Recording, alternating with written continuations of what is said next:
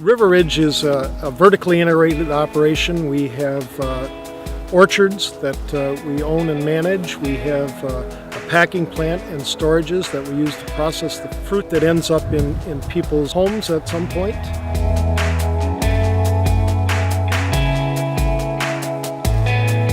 This is a tree that we planted this spring. It's not due a trellis system yet. It is a grafted variety that's grafted down here onto a certain rootstock based on your soil types and what you want out of a tree. But this is a tree that you really want from the nursery. It has lots of limbs. It's highly feathered, so you have lots of options. This is what you're looking for in a young tree to start your system.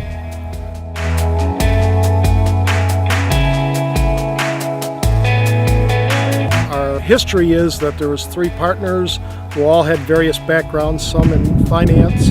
A couple of us were involved in the retail and wholesale side of the business. Myself, I grew up in the tree fruit production business, but left and went into the retail wholesale side of the supermarket business for a period of years.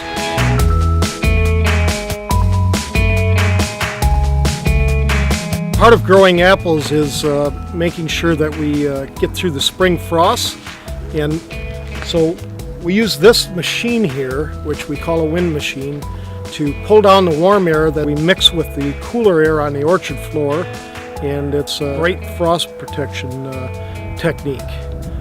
We'd like to have these everywhere, but they're relatively expensive, and so we have them in key spots. This machine runs on propane. It will, depending on how cold it gets, it will handle controlling somewhere around 10 to 12 acres, sometimes 15 acres.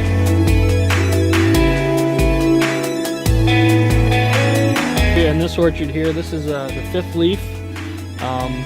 What we've got is our row spacing is 10 foot, our tree spacing is 3 foot apart. We've got a 4-wire trellis system. These trees, this is their first year of any major production. We start producing in the 3rd year, 3rd, 4th, 5th year. You're supposed to be into close to full production. So we'll allow these trees to get up to the 12 to 13 foot high range. We try to keep everything trimmed real narrow, so there's plenty of space and there's lots of light that gets to penetrate the canopy. We've also got trickle irrigation here. So I got a 30-inch emitters. They're half-gallon an hour emitters.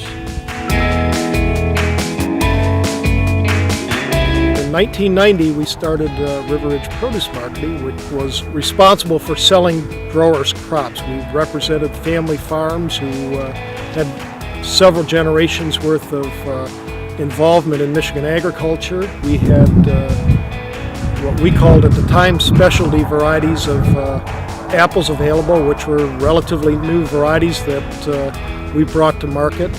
Back in 1990, we had fairly substantial, for the times, volumes of Galas and Fuji and Braeburn, and so we developed some expertise in introducing those to the retail trade as well as to the consumer. We think that we've gotten better at that as time has gone along. I think our real reasons for being are that first of all, we had an understanding of what our customers were looking for as well as what the needs of the growers were, and we've been able to meld those two together rather successfully.